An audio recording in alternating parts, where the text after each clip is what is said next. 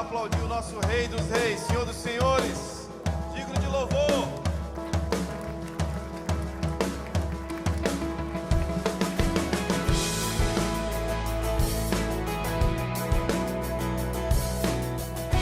Eis-nos aqui, Senhor, para te adorar em espírito e em verdade.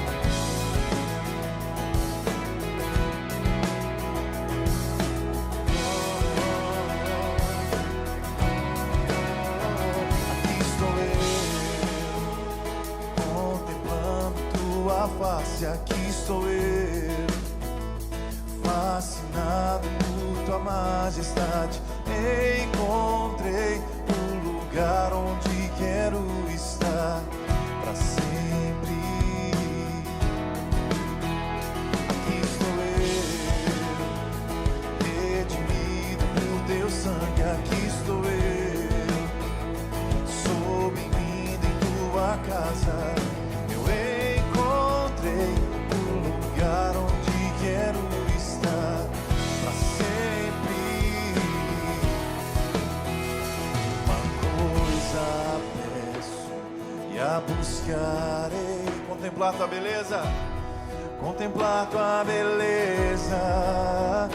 Uma coisa peço e a buscarei: estar contigo para sempre.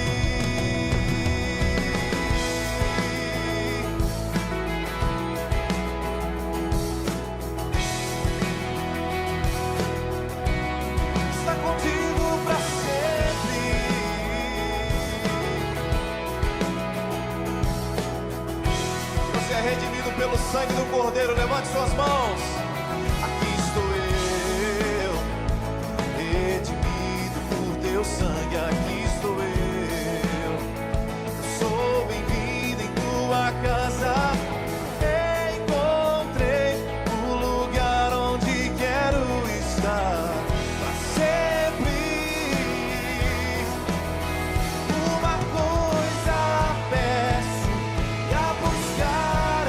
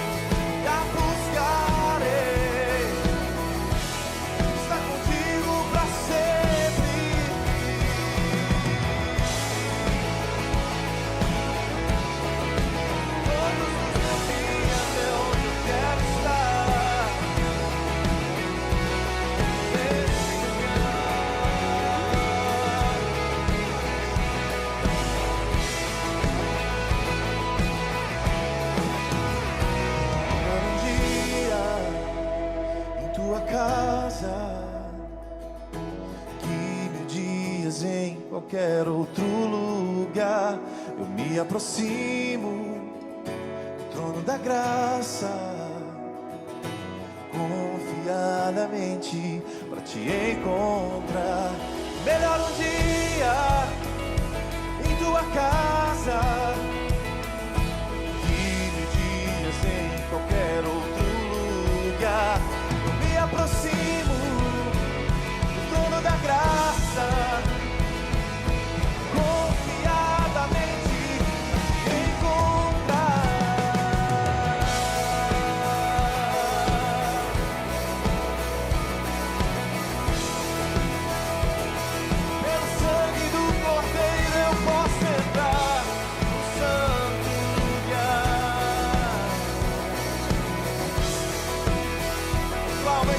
sua voz. Uma coisa peço e a buscarei: contemplar tua beleza. Uma coisa peço e a buscarei: estar contigo pra sempre.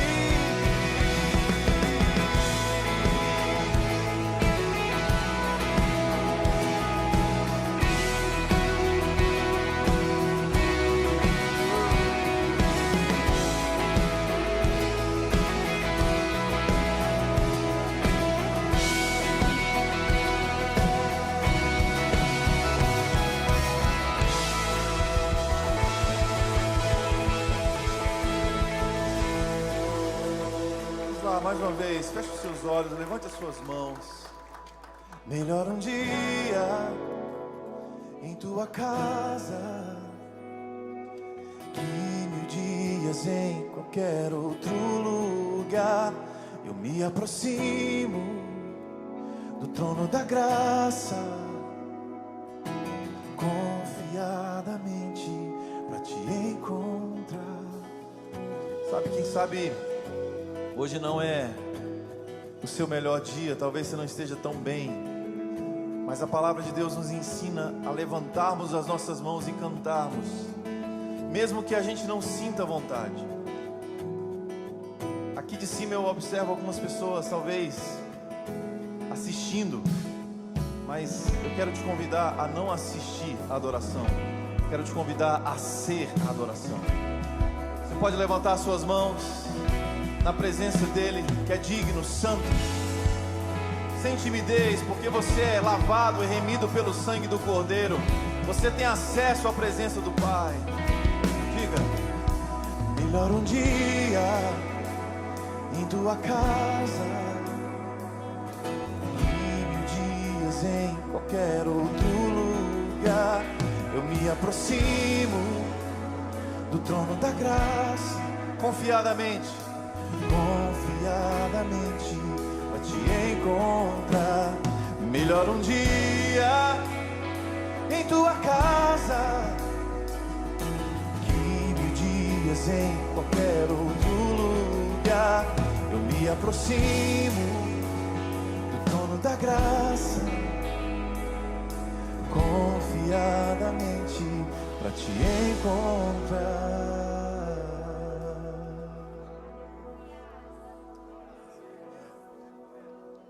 Te amamos, Jesus. Estamos aqui por tua causa. Tudo que há em mim cante ao Senhor. Tudo que há em mim louve ao Senhor. Canta minha alma, canta ao Senhor. E tudo que há em mim bendiga o seu nome. Santo, canta minha alma, canta ao Senhor. E tudo que há em mim bendiga o seu nome. Santo.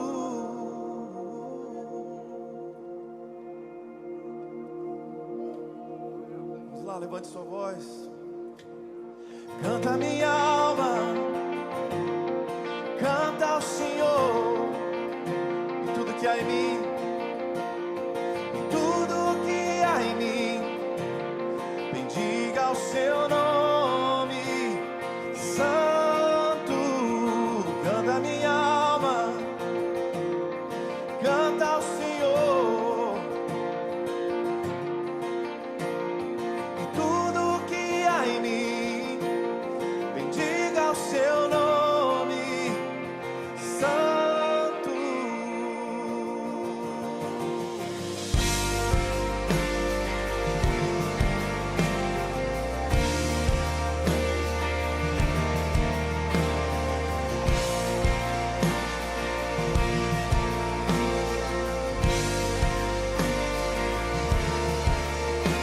Jamais me esquecerei de como abençoe.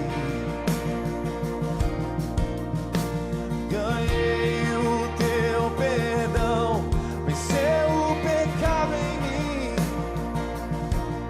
curou o meu coração, sarou o meu corpo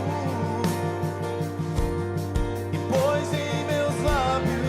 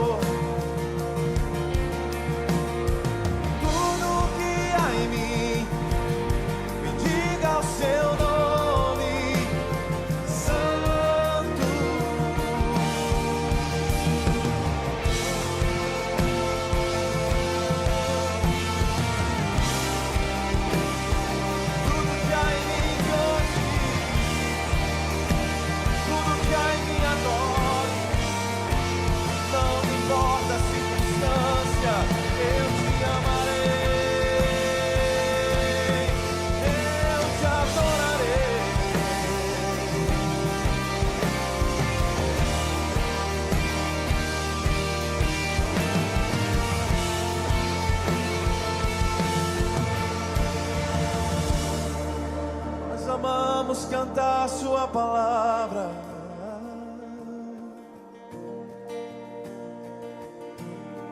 Bendigo a minha alma ao Senhor, e tudo que há em mim, bendiga o seu santo nome.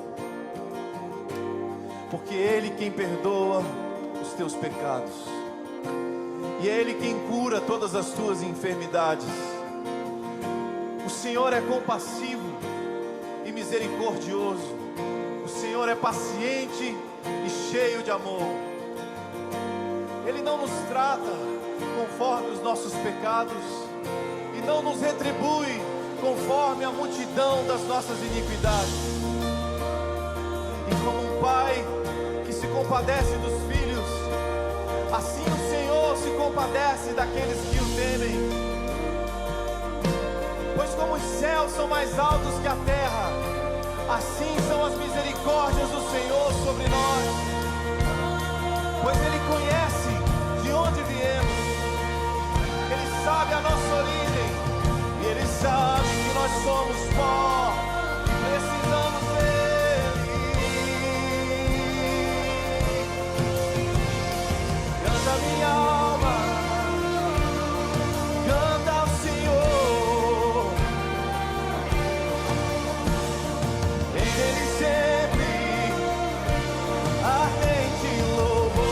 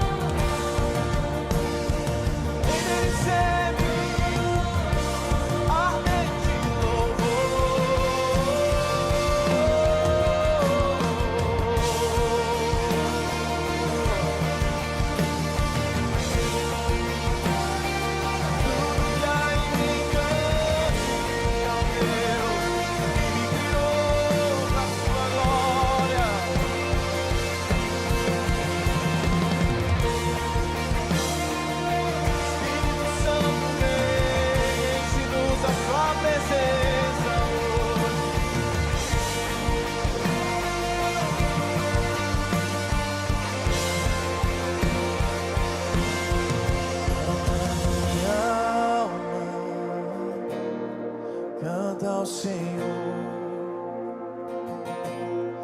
em dele sempre ardente louvor. Canta minha alma, canta ao Senhor, em dele sempre ardente louvor.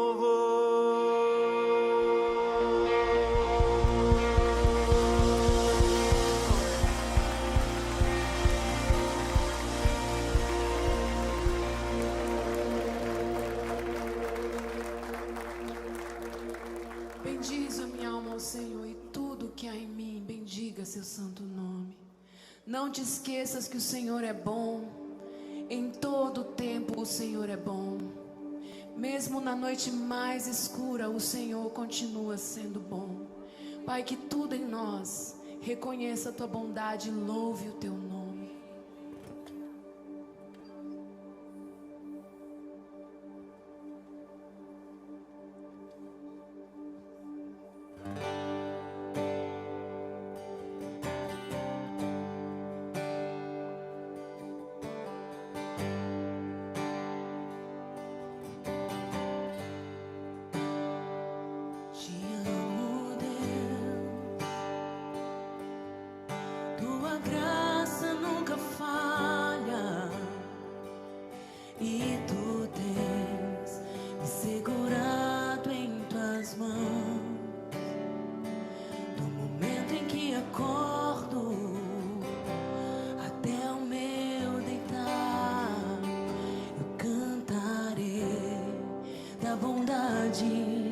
De Deus, tu tens sido tão fiel.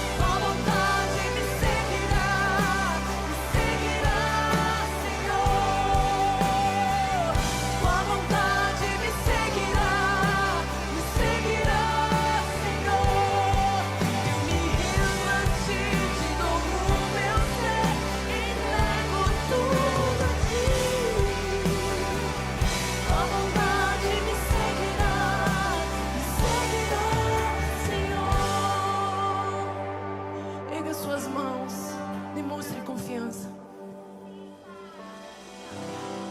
Tu tens sido tão fiel.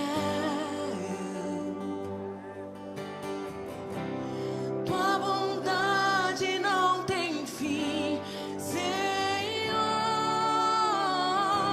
Com todo o meu respirar, eu cantarei da bondade de Deus. Oh, eu cantarei, eu cantarei. Tu tens sido tão fiel. Tua bondade não tem fim, Senhor.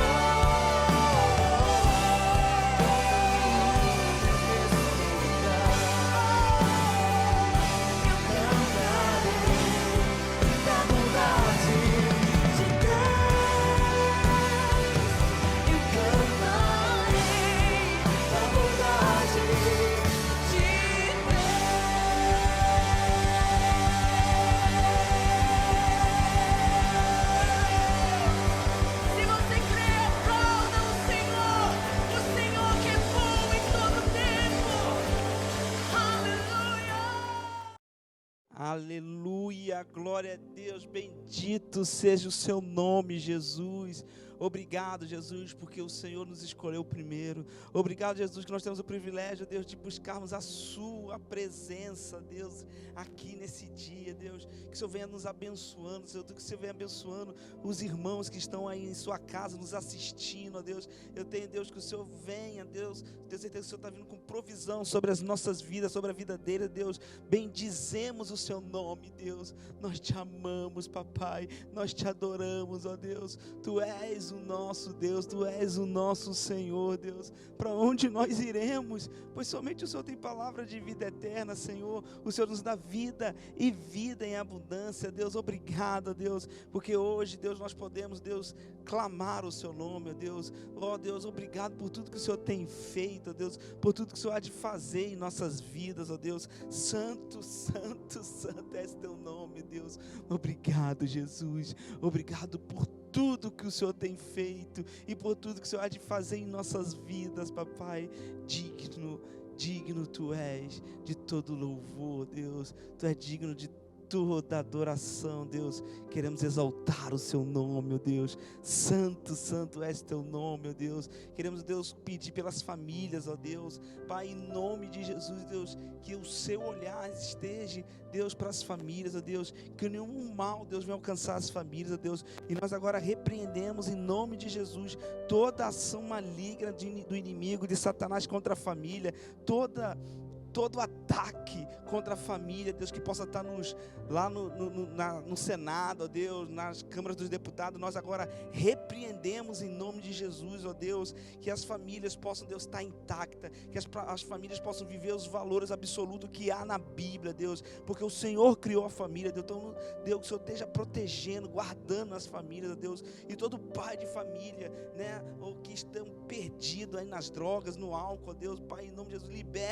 liberte-os, Deus, desse mal, desse vício, e que eles possam, Deus, liderar sua família com muito sucesso, com a tua presença, Deus. Todas as mães, ó Deus, que estão perdidas, ó Deus, em alguma área, Deus, que não estão seguindo, Deus, conforme a Bíblia nos ensina, Deus, que o Senhor possa ajudá-la, Deus. Levante alguém para alcançar essas mães, ó Deus, essas mulheres, Deus, e que elas possam viver o seu melhor aqui na terra, sendo submissa, Deus, ao seu esposo, auxiliando o seu esposo, Deus, e que o marido possa amar a sua esposa e a sua esposa ser submissa ao seu marido. E o que é ser submissa, Deus? É auxiliando o seu marido em sua missão, Deus. Muito obrigado, Deus, pelas famílias, Deus, funcionais, ó Deus, e estruturadas, em nome de Jesus, ó Deus. Obrigado, porque o Senhor nos amou primeiro, ó Deus.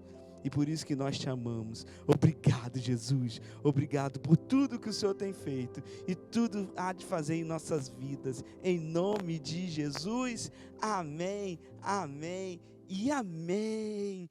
Que alegria ter vocês conosco. Seja bem-vindo ao culto online da Paz Church Florianópolis. Como eu já disse, é uma alegria ter você. Eu quero dizer, fique bem à vontade. Eu tenho certeza que você vai ser muito, muito abençoado. Hoje nós teremos um culto, já oramos, né? Já adoramos o Senhor. Eu tenho certeza que isso é só o começo do que Deus vai fazer hoje nesse culto maravilhoso, tá bom, querido? Você que ainda não segue aí as nossas páginas, não nos segue no YouTube, vá lá, nos segue, marque o sininho, dê um joinha, curta o nosso Instagram, curte aí, nos segue nas nossas mídias sociais, que toda vez que tiver uma novidade, você vai ser lembrado e você vai ser informado das novidades que nós estaremos postando por aqui, tá bom? Fique agora com a Agenda da Paz. Oi, gente! Começa agora mais um Paz News. Vamos juntos conferir as programações que estão por vir.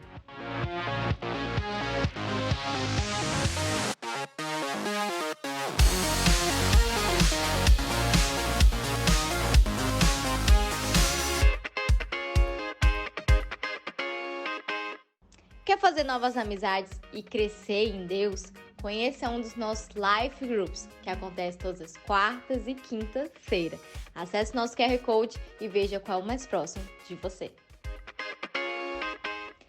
Você que ama adorar a Deus, que ama passar um tempo a mais adorando e louvando a Deus, estar na presença dele é maravilhoso.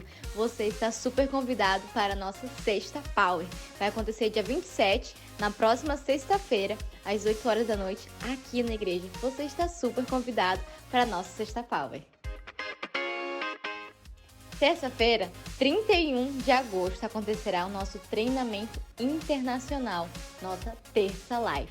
Vai acontecer de forma presencial aqui na igreja, às 8 horas da noite. Não fica de fora da nossa Terça Live.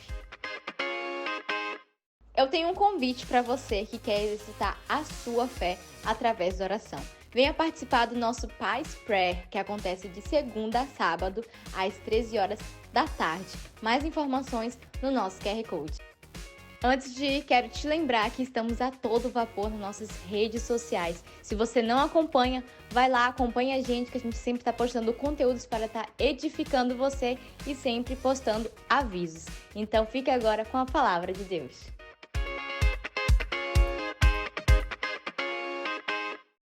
Amém, que legal, quanta coisa bacana acontecendo. Não fique de fora, se você puder participar aí das nossas programações presenciais, será uma bênção ter vocês conosco. Eu tenho certeza que você vai ser muito abençoado. Meus amados, eu quero falar com vocês bem rapidinho aqui, né? Eu quero falar no nosso momento de dar com alegria, mas devemos ter alegria, né? De nós honrarmos o nosso Senhor, né, com os nossos recursos, né? Tudo aquilo que Ele tem nos dado, eu acredito que a gente tem que fazer com alegria, porque Deus ama aqueles que fazem com alegria, né? E a gente vê a alegria nesse salmo aqui, a gente vê o salmista, sabe, muito desejoso, muito esperançoso, né, na casa do Senhor. Olha só o que diz a palavra de Deus, Salmos, capítulo 27, versículo 4 e o versículo 6. Versículo 4 diz assim: uma coisa pedi ao Senhor, e a procuro, que eu possa viver na casa do Senhor todos os dias da minha vida, para contemplar a bondade do Senhor e buscar a sua orientação no seu templo. Meus amados, antes de ler o 6, eu queria falar, quando eu vejo esse versículo, Salmo 27, versículo 4, eu fico assim motivado, eu fico assim espantado, eu fico alegre de ver a alegria desse salmista de entrar na presença do Senhor, de estar na casa do Senhor. E eu vejo, sabe, esse desespero, esse desejo, essa alegria de estar na presença do Senhor. Isso é muito legal, né? Isso nos motiva, isso nos encoraja a também querer viver assim. Mas ele sabia, né? Ele sabia que dentro da casa do Senhor, ele poderia o quê? Contemplar a bondade de Deus. Deus, Ele é bom o tempo todo Ele é bom. E ele sabia que estando na presença do Senhor, ele poderia diariamente contemplar essa bondade. Mas não somente isso, também estando na presença do Senhor, sabe, diariamente, com alegria, com prazer, ele poderia ouvir do Senhor as suas orientações. Porque Deus, Ele tem uma orientação para mim, Deus tem uma orientação para a sua vida, e nós só vamos ouvir essa orientação se nós estivermos cheios da presença do Senhor. E o 6 diz assim, uma vez que eu estou cheio da presença do Senhor, o 6 diz assim, então eu triunfarei sobre os inimigos que me cercam. Ou seja, quando nós estamos na presença do Senhor, temos a alegria de estar na presença do Senhor, nós iremos triunfar diante dos nossos inimigos. Sabe aquelas pessoas que querem ver teu mal, sabe aquelas adversidades que têm acontecido na sua vida, vão cair por terra. Por quê? Porque você tem prazer de estar na presença do Senhor. E quando você tem esse prazer, como nós lemos lá no Salmo 4, nós iremos ouvir as orientações de Deus para as nossas vidas. Deus, Ele tem uma orientação para a sua vida. Mas, querido, a outra coisa que eu quero ver aqui, ver com vocês, é quando nós temos a alegria de estar na presença do Senhor, quando estamos na presença do Senhor, nós também nos tornamos generosos na casa de Deus e na obra de Deus. Olha o que diz o seguinte do versículo. E em seu tabernáculo oferecerei sacrifícios com aclamações e cantarei e louvarei ao Senhor. Meus amados, quando nós estamos na casa do Senhor, nós estamos na presença do Senhor, a generosidade, que é um código genético de Deus, ele desperta a nossa vida. Nós queremos contribuir na casa do Senhor de uma forma liberal, sabe, sem contenda no nosso coração, sem maldade no nosso coração, mas sim com muita generosidade. Por quê? Porque se nós estamos alegres na presença do Senhor e nós temos a presença do Senhor, nós amamos o que o Senhor ama. E o que o Senhor ama é vida, é almas, né? Então, quando nós contribuímos na casa do Senhor, não porque o pastor está falando, porque o Tiago está falando, que eu me chamo Tiago, né? E mais assim, não é porque nós estamos falando, mas porque você ama Deus e você quer ver a obra do Senhor sendo expandida. Então, quando nós contribuímos com essa alegria, você está contribuindo, quando você está contribuindo com essa alegria, né, você está ajudando o reino de Deus a ser expandido. E qual é o nosso sonho? O nosso sonho é que todas as pessoas sejam alcançadas para Jesus, conforme eu e você, nós já fomos alcançados para Jesus. E com os dízimos e as ofertas, nós podemos realizar esse trabalho maravilhoso para o Senhor. Então, eu quero te encorajar, queridos, através do Pix, através da transferência bancária, de você estar contribuindo nessa obra, em nome de Jesus. Agora, claro, tudo por conta da generosidade que você tem por causa da presença do Senhor, porque você ama o Senhor e quer ver o reino de Deus e a obra de Deus expandindo em nome de Jesus. Amém, queridos? Então vai ter um momento aí para você agora contribuir com excelência na casa de Deus. Muito obrigado, Deus. Muito obrigado por nós termos a oportunidade de estar ofertando na sua casa, estar ofertando na sua obra. Que o Senhor possa, Pai, em nome de Jesus, prosperar todas as pessoas, ó Deus, que estão contribuindo, ó Deus, para a expansão do reino de Deus. Mas aquelas pessoas, Deus, que querem, mas não podem, Deus, que o Senhor possa abrir as portas dos céus sobre a vida dela e derramar bênção sem medidas, ó Deus, para que ela possa ter, Deus, o recurso para o sustento dela, Deus, e também para poder contribuir nessa obra, Deus. Muito obrigado por isso, ó Deus, porque o Senhor é fiel conosco em todos os momentos, e nós te amamos, e para sempre te amaremos, e que essas ofertas, essas sementes possam multiplicar 30, 60 e 100 por 1 sobre a vida de todo aquele que semeou, em nome de Jesus. Amém, amém e amém.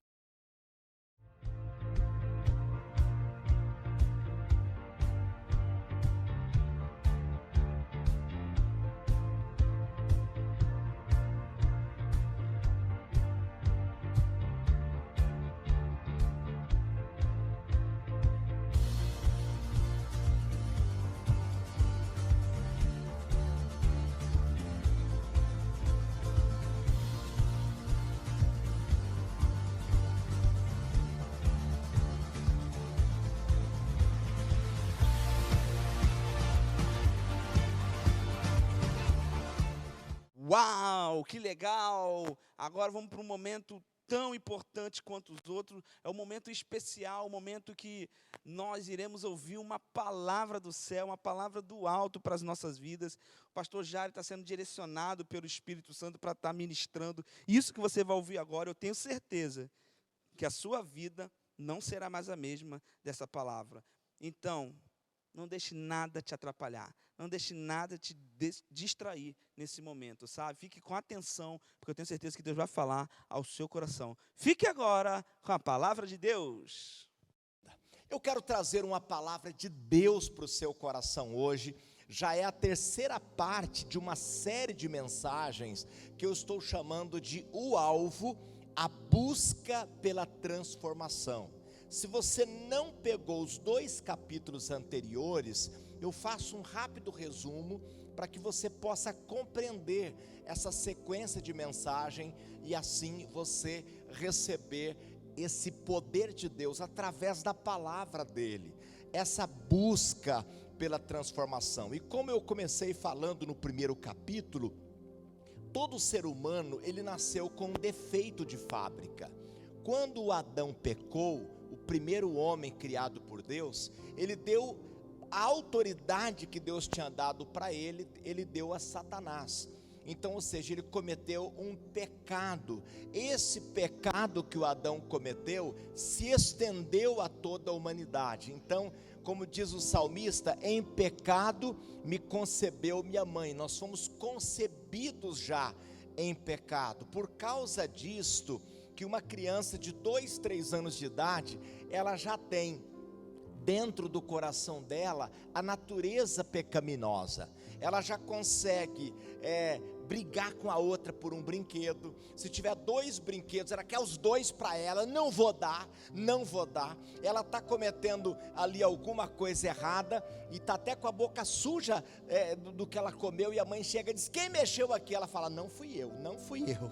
Então, ou seja, é porque todos nós já nascemos com esta natureza pecaminosa. Então todo ser humano da terra, todo ser humano, sem nenhuma exceção, ele precisa ter este alvo de uma busca pela transformação. Então é sobre esse assunto que eu estou falando. O apóstolo Paulo, já ali no auge do seu ministério, ele está lá numa posição tão alta diante de Deus, e sabe o que ele diz? Na carta aos Filipenses, capítulo 3, nos versículos 2 e no 14, um trechinho de cada um, diz assim: não que eu já tenha recebido ou tenha já obtido a perfeição.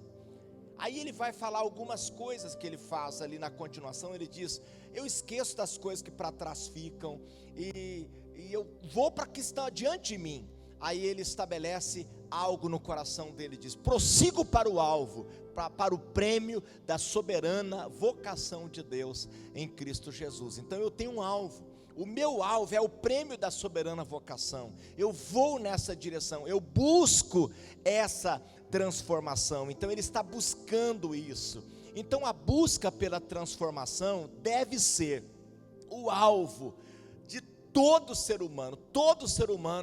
Toda pessoa que quer servir a Deus, ela deve ter como alvo a busca pela transformação. E a busca pela transformação é o mandamento bíblico que todo cristão deve perseguir. Então todo cristão, ele deve ter esse alvo de buscar essa perfeição. Esse versículo aqui aos Romanos, capítulo 12, versículo 2, também é um dos principais dessa série de mensagens, em que o Espírito Santo usa o apóstolo Paulo para dizer: não se amoldem ao padrão desse mundo, mas transformem-se pela renovação da sua mente. A transformação é um mandamento de Deus. Deus dá um mandamento para que nós possamos nos transformar pela renovação da nossa mente, para que sejam capazes de experimentar e comprovar a boa, agradável e perfeita vontade de Deus. Então só viveremos o que Deus tem para nós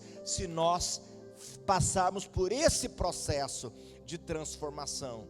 E esta palavra transformação, se nós trouxermos aqui para os princípios bíblicos, se nós trouxermos para a cultura bíblica, se nós trouxermos para os conceitos bíblicos, esta palavra, ela é o mesmo sentido da palavra amadurecimento ou amadurecer, ou seja, transformação é igual a maturidade.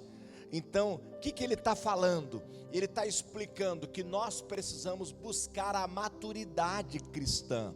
Todo cristão precisa estabelecer essa busca por essa maturidade. Nós falamos bastante nos 2 capítulos sobre o quanto Deus quer que todos deixem de ser criança e se tornem adultos espiritual. Maturidade cristã não é necessariamente uma questão de ter a informação sobre o que é certo ou errado, mas ser controlado pelo Espírito Santo. Então tem aquela pessoa que ela vai dizer assim: eu já li a Bíblia 10 vezes, eu conheço a Bíblia de capa a capa, eu tenho toda a informação. Não é uma questão de informação, não é uma questão de quanto a pessoa conhece de Deus, conhece da Bíblia, não é isto.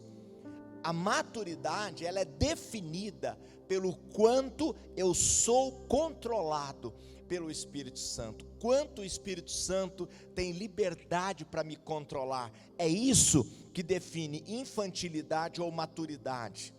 É isso que define carnalidade ou espiritualidade. Ser transformado ou amadurecer até atingir a estatura do varão perfeito tem a ver sobre o quanto eu me deixo, eu permito ser guiado pelo Espírito Santo. Então estou resumindo com algumas coisas para que a gente possa já passar para a parte nova. Então, ser transformado ou amadurecer até atingir a estatura do varão perfeito. Nós aprendemos isto na carta aos Efésios, capítulo 4, no versículo 13, em que o Espírito Santo nos desafia a perseguir o crescimento até chegar na estatura do varão perfeito, que é Jesus.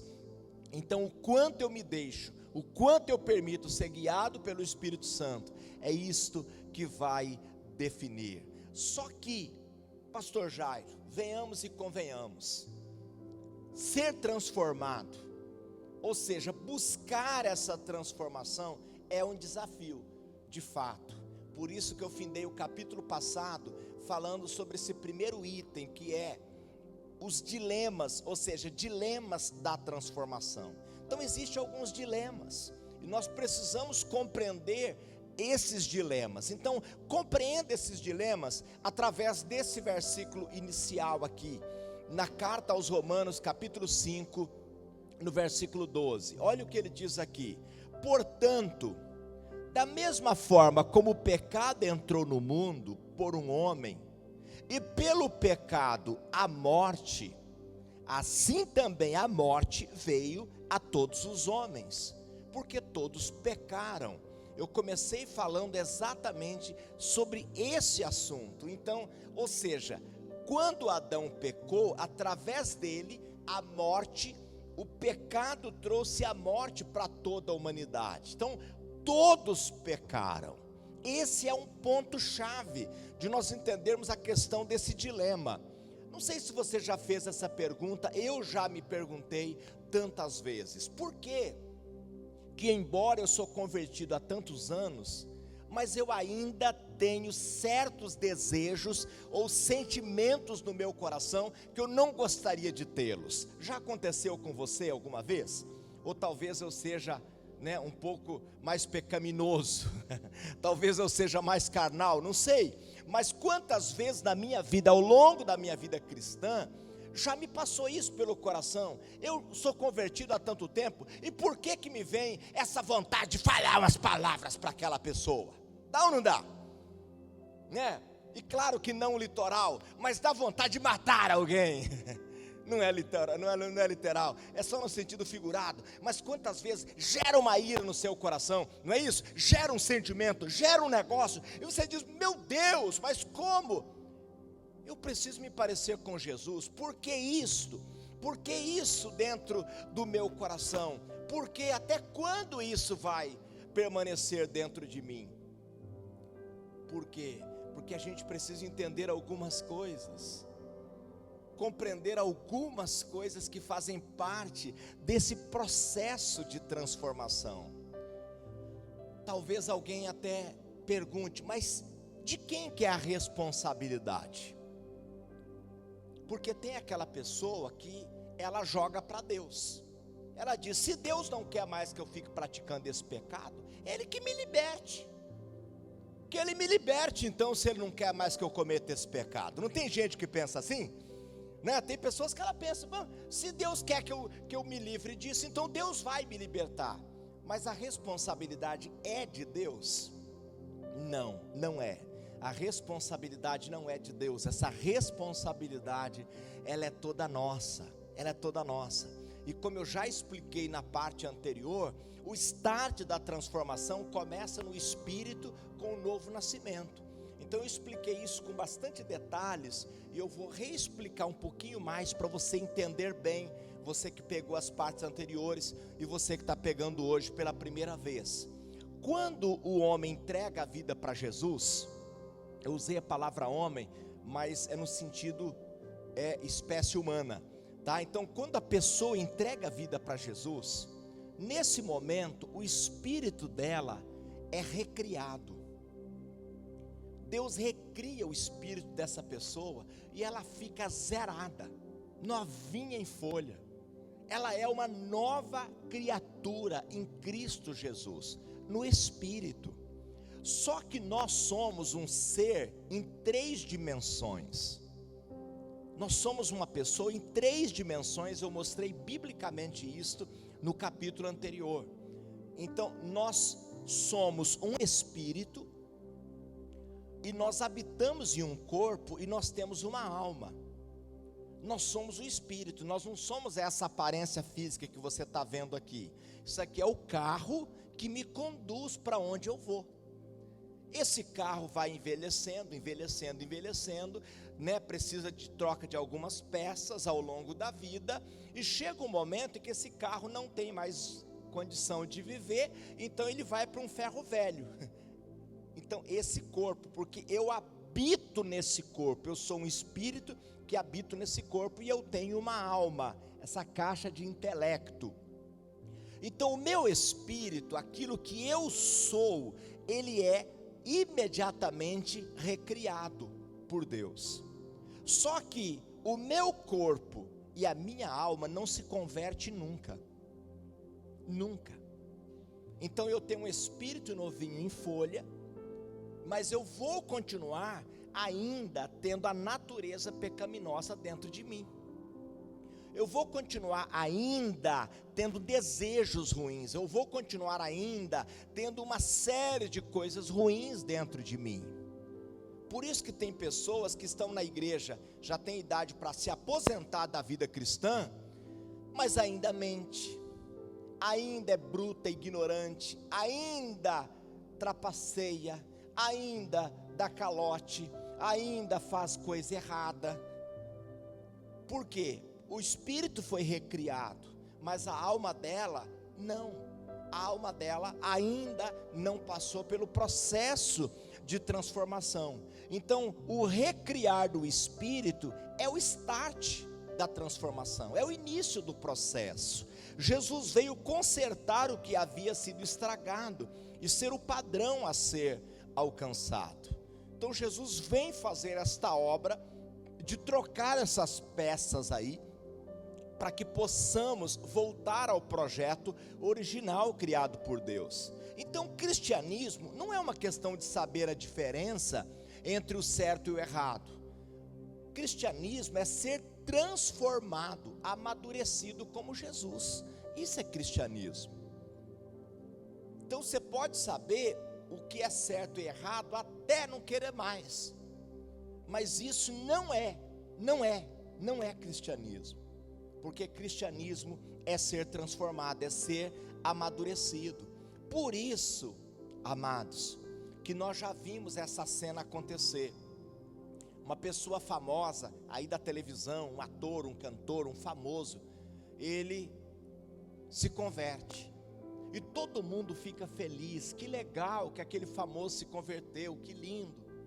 Só que Daqui a pouco você vê aquele famoso no meio de uma série de coisas erradas e praticando um tanto de coisa ruim, e a vida não mudou, fica apenas uma pessoa que se converteu, mas que não foi transformada e continua a mesma velha vida, porque cristianismo é a transformação. Assim como nós produzimos o terreno, ou seja, essa vida terrena por anos, agora nós precisamos reproduzir o celestial. Então o Espírito Santo, ele usa o apóstolo Paulo para nos explicar esse passo a passo aqui. Olha, eu vou ler esse texto e você preste bem atenção, que ele vai explicar de forma bem clara como é que isso acontece em nossas vidas. 1 aos Coríntios, capítulo 15, dos versículos 45 ao 49. Assim está escrito: o primeiro homem, Adão, tornou-se um ser vivente. O último Adão, que é Jesus, espírito vivificante. Não foi o espiritual que veio antes, mas o natural. Depois dele, o espiritual. O primeiro homem era do pó da terra, o segundo homem dos céus. Os que são da terra são semelhantes ao homem terreno. Ou seja, aqueles que ainda não se converteram, eles são semelhantes ao Adão que entregou a autoridade para Satanás, ao Adão que se entregou ao pecado. Então aqueles que são da terra são semelhantes ao homem terreno. Os que são dos céus, que somos os que já entregamos a vida para Jesus, nós nos tornamos cidadãos dos céus. Os que são dos céus são semelhantes ao homem. Os que são dos céus são semelhantes ao homem celestial, Jesus. Assim como tivemos a imagem do homem terreno, Adão, teremos também a imagem do homem celestial. Então o que ele mostra para nós aqui? Que nós precisamos buscar ser parecido. Jesus se torna a referência, Jesus se torna a estatura, ele mostra a estatura, ou seja, a referência para nós alcançarmos na nossa vida espiritual. Por isso que o apóstolo João, na primeira carta, no capítulo 2, no versículo 6, o apóstolo João diz assim, aquele que afirma que permanece nele, deve andar como ele andou. Então, se você afirma que permanece em Jesus, eu sou de Jesus, eu permaneço em Jesus, então eu tenho o dever, o meu dever é de andar como Jesus andou, andar como ele andou, fazer o que ele fez, praticar as coisas que ele praticou. Então a carreira que nos está proposta, que nós lemos lá aos Hebreus capítulo 12, a carreira que nos está proposta é reproduzir aquilo que ele é. Aquilo que Jesus é, nós precisamos reproduzir. Nós precisamos tê-lo como nosso exemplo e buscar ser parecido com ele. A missão do Espírito Santo é nos transformar na imagem de Jesus, com a nossa permissão, é claro. Então, com a nossa permissão, o Espírito Santo quer nos transformar na imagem de Jesus. Então essa deve ser a busca de cada ser humano. Aqui vem a parte nova. Eu estava fazendo um resumo para aquele que não pegou as primeiras partes, e agora eu quero trazer a parte nova para você que pegou os 2 primeiros capítulos. Esse segundo item, a salvação e o processo de transformação. Embora quando a pessoa entrega a vida para Jesus, nós já declaramos ela como salva, agora você é salvo em Jesus. Mas na realidade, a Bíblia diz que a salvação é um processo. Existe um processo aí, para que a salvação seja concreta. O próprio Jesus, em Mateus 24, Jesus diz assim: o que permanecer até o fim será salvo. Então quem será salvo? O que permanecer até o fim. Então existe um trabalho a ser realizado nesse processo aqui. É necessário que cada pessoa entenda esse processo. Aos Filipenses capítulo 2, versículo 12, o Espírito Santo usa aqui o apóstolo Paulo para dizer o seguinte: assim pois, amados meus, como sempre obedecestes, não só na minha presença, porém muito mais agora na minha ausência, desenvolvei. Diga comigo essa palavra, diga desenvolvei. Ele diz: desenvolvei a vossa salvação com temor e tremor. Então ele diz que a salvação precisa ser desenvolvida. Fazendo uma ilustração aqui, ou até mesmo uma pergunta para nós entendermos e respondermos. Você acha que na nossa mentalidade existe um momento melhor para a pessoa ser levada para o céu do que na hora que ela está entregando a vida para Jesus? Tem momento melhor do que esse? Não tem. Ela está confessando Jesus como Senhor e Salvador. O espírito dela tornou-se recriado. Ela está com o espírito zerado, novinho. Ela já está até com a mão levantada. É só o anjo pegar e levar para o céu. Mas por que isso não acontece na hora que ela entrega a vida para Jesus? Por que não acontece naquele momento? Ela entrega a vida para Jesus, mas continua aqui. Porque ela precisa agora desenvolver. Diga comigo, desenvolver. Ela precisa desenvolver a salvação. Se ela não passar por esse processo de desenvolver, ela não vai cumprir o propósito exato daquilo que Jesus fez. Porque uma coisa é ser nascido do Espírito, outra coisa é viver no Espírito. Então a pessoa pode ser nascida no Espírito, mas vive na carne. A igreja de Corinto é uma referência disso. É uma igreja que já tinha se convertido, já tinha passado pelo processo do novo nascimento, mas é uma igreja carnal. O apóstolo Paulo fala que nesta igreja havia tanta imoralidade que nem os ímpios praticavam tantos. Ou seja, que igreja carnal. Era uma igreja que tinha nascido do Espírito, mas essa igreja não estava vivendo no Espírito. Viver no Espírito é assumir o compromisso definitivo de deixar o Espírito Santo exercer a influência que ele precisa exercer em minha vida. Então isso é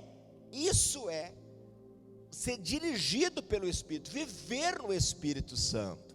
Então eu preciso assumir esse compromisso, assumir o compromisso definitivo de deixar o Espírito Santo exercer a influência dele, para que eu possa ser levado nesse processo de transformação para a maturidade. Para você entender melhor, eu vou trazer um exemplo aqui. A vida cristã é como uma escada. Imagine uma escada com vários degraus. Tem pessoas que ela só sobe no primeiro degrau. Ela entrega a vida para Jesus, ela sobe no primeiro degrau e ela fica a vida toda cristã dela no primeiro degrau. Ela não sobe os demais degraus, ela fica uma anã espiritual. É uma criança. A igreja de Corinto, que o Paulo chama de carnal, eles ficavam com fofocas, com dissensões, com facções. Esse pastor Paulo é melhor do que o pastor Apolo, porque esse líder é melhor do que aquele outro líder. Então eles eram cheios de coisinhas assim, que define criança e maturidade. Não tinham crescido. Então eles não tinham buscado esse processo de transformação para a vida deles. Então a pessoa precisa entender que se o Espírito Santo não tiver a liberdade para exercer essa influência e nos levar para a maturidade, vamos ficar sendo crianças espirituais a vida toda. O pastor Cote é um dos especialistas na área de cura interior. Ele viaja pelo Brasil, nas igrejas de modo geral, ministrando cursos e cursos e cursos de tratamento para as pessoas serem curadas, transformadas, para experimentar aquilo que Deus tem para a vida delas. O pastor Cote, ele explica que a salvação é um processo, e esse processo que é a salvação, a parte da regeneração é apenas 10%. 10% do processo da salvação é apenas o start, o início disso que Deus está fazendo na vida desta pessoa. Então a regeneração é apenas 10%. A libertação, quantas pessoas elas estão feridas, machucadas, cheias de marcas na sua alma. Elas dizem: eu fui abusada na infância, meu pai era muito violento, muito bruto, me agredia, e isso mexeu comigo, por isso que eu não consigo prosperar, crescer, por isso que eu não consigo desenvolver, por causa dessas coisas que eu vivi, os abusos, as questões. Então, claro, essa pessoa precisa passar pela libertação, ela tem que buscar essa libertação. Só que a libertação é apenas 10%. 10% no processo. Então 10% do processo é regeneração, 10% é libertação, e 80% do processo é reeducação. Vocês estão entendendo? Então, o processo da salvação, 80% dele depende de uma reeducação que a pessoa vai passar. Ela tem que fazer uma reeducação. Eu agia assim quando eu não era de Jesus, agora eu não posso agir mais. Eu era aquela pessoa agressiva, violenta, agora eu não posso mais. Eu vivia com confissões negativas, agora eu não posso mais. Eu falava qualquer besteira, eu vivia contando piada suja e imoral, eu vivia assistindo vídeos pornográficos, agora eu não faço mais isso. Então eu passo por esse processo de reeducação. E o que é essa reeducação? Reeducação é deixar o Espírito Santo usar as ferramentas necessárias para desenvolver em nós o caráter e a conduta de Cristo. Então, quando eu permito, eu deixo o Espírito Santo usar essas ferramentas necessárias para desenvolver esse caráter e essa conduta de Cristo, aí eu estou desenvolvendo o processo que é a maior parte do processo da salvação, que é a reeducação. Então eu preciso passar por esse processo para que eu possa ir para o lugar, para conhecer, experimentar e viver a vontade de Deus para a minha vida. Então, depois da experiência da conversão, aí então começa o processo de transformação. Então, primeiro vem a conversão. Depois da conversão, aí começa o processo da transformação da vida dessa pessoa. Mas sabe um detalhe chave que eu quero passar para você? É que a glória do cristianismo não consiste somente na experiência da conversão, mas da transformação. Aquilo que eu citei agora há pouco para você. Então lá o artista famoso entregou a vida para Jesus. Legal, que lindo, é gostoso isso, é bom ver as pessoas se convertendo. Mas a conversão não é a glória do cristianismo. A glória do cristianismo é a transformação da pessoa.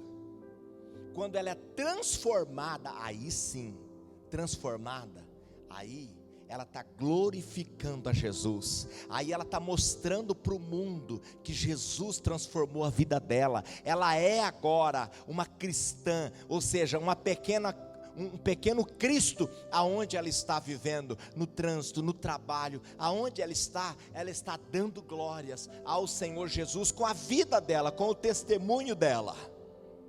Então foi a conversão? Não, a transformação.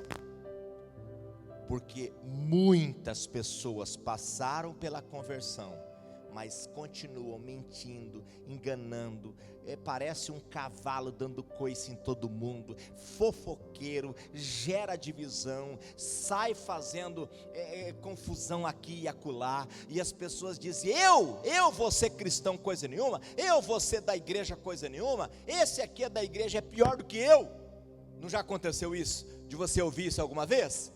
É da igreja, é pior do que eu.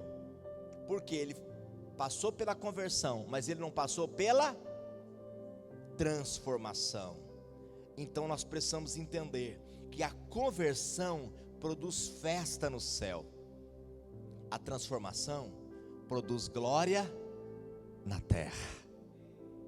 Então quando ela se converte, é uma festa que acontece no céu, mas a transformação é a glória de Deus na terra. Aleluia. No livro de Números, no capítulo 14, no versículo 21, o Espírito Santo diz que: porém, tão certo como eu vivo, Deus dizendo, e como a glória do Senhor encherá toda a terra. A terra vai ser cheia da glória de Deus. Nós estamos vivendo um momento em que você percebe, existe uma guerra política acontecendo, existe uma guerra sanitária, existe uma guerra econômica. O mundo está no meio de uma grande guerra.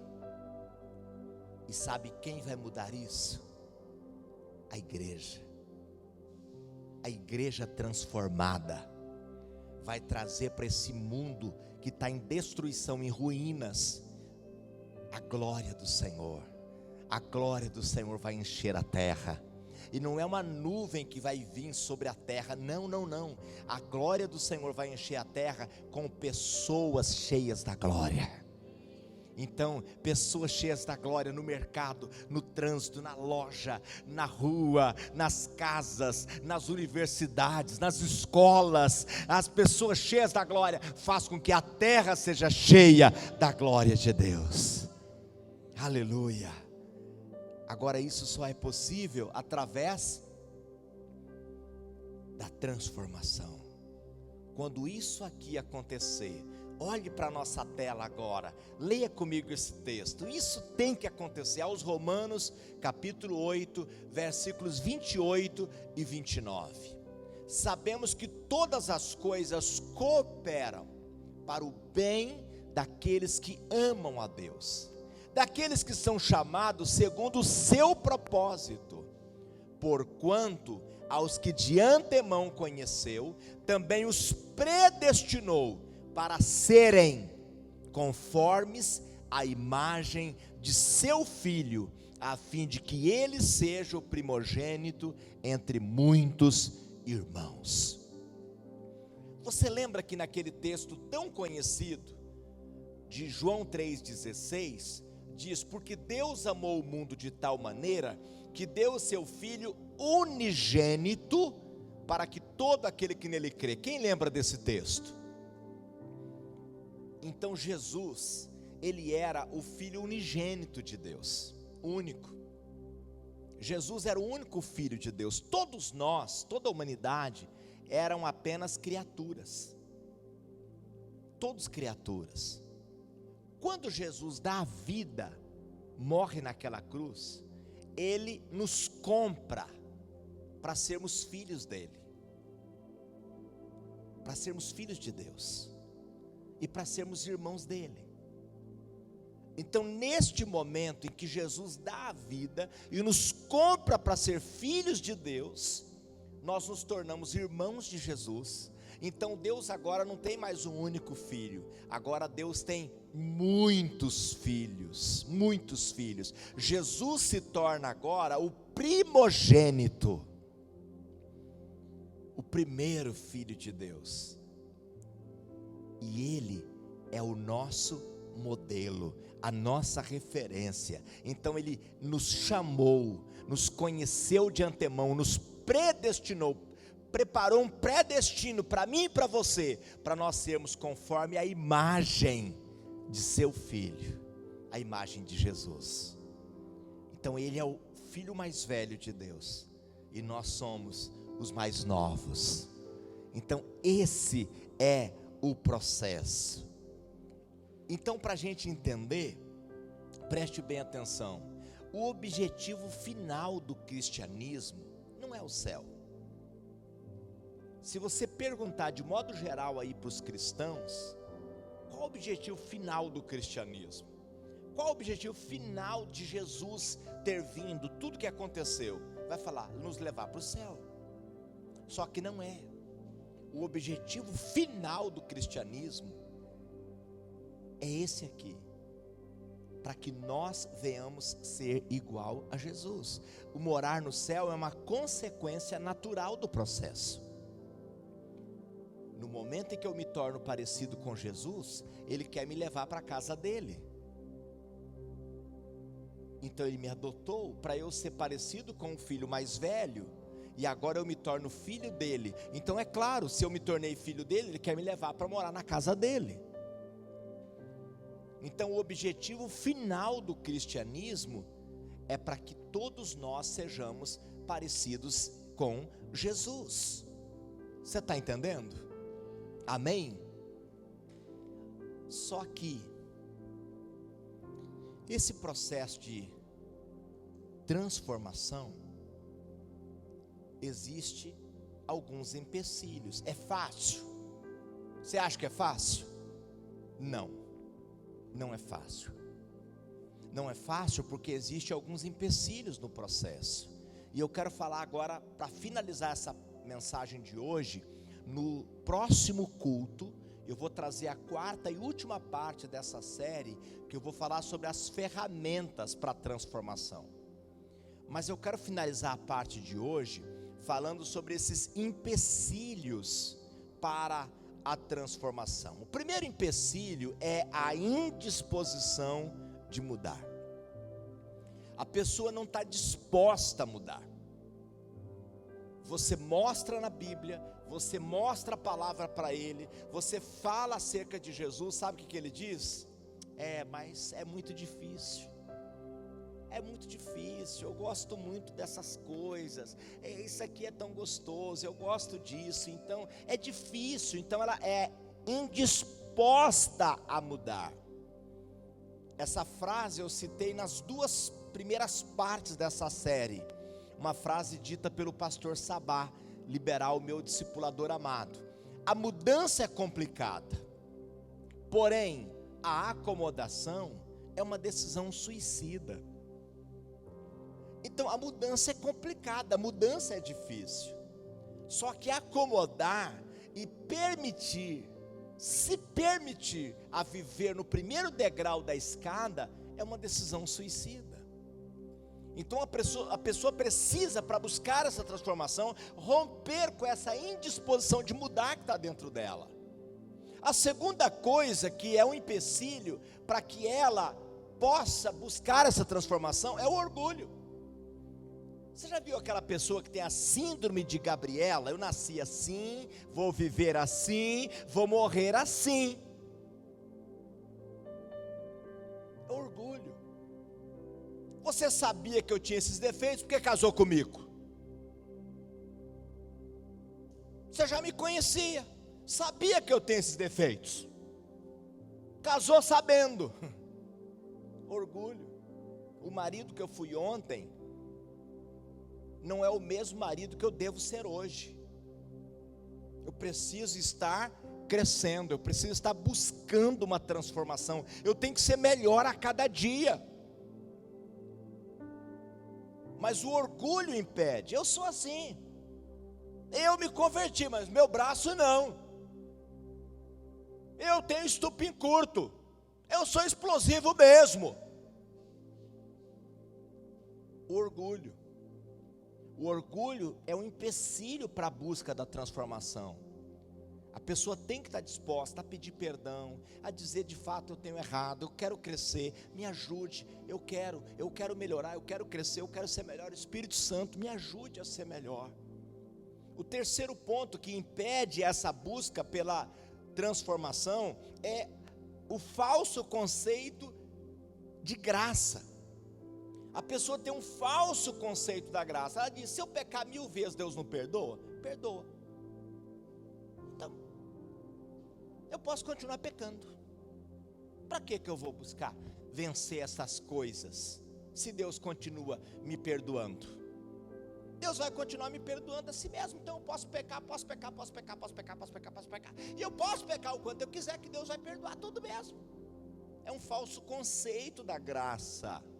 A Bíblia diz na carta aos Hebreus capítulo 6, que se eu pecar deliberadamente, eu estou pisando no sangue de Jesus.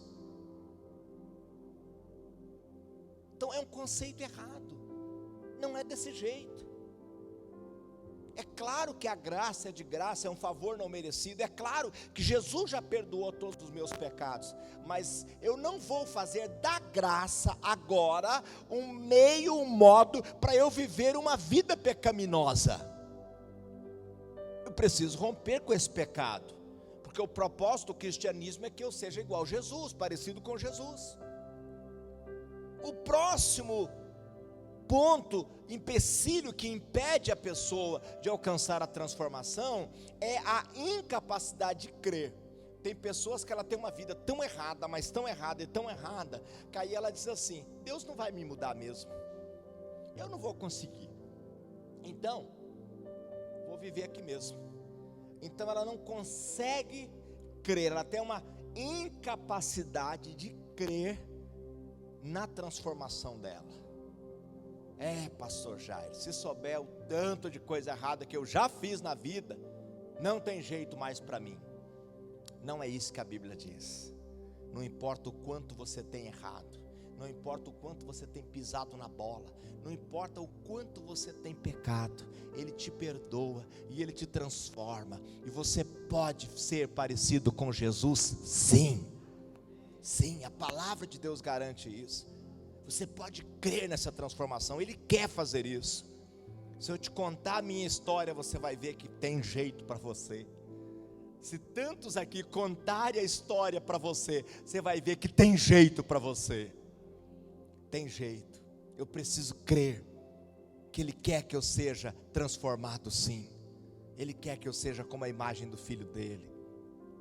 E o último empecilho que eu quero citar é a desistência. É quando a pessoa desiste de tudo.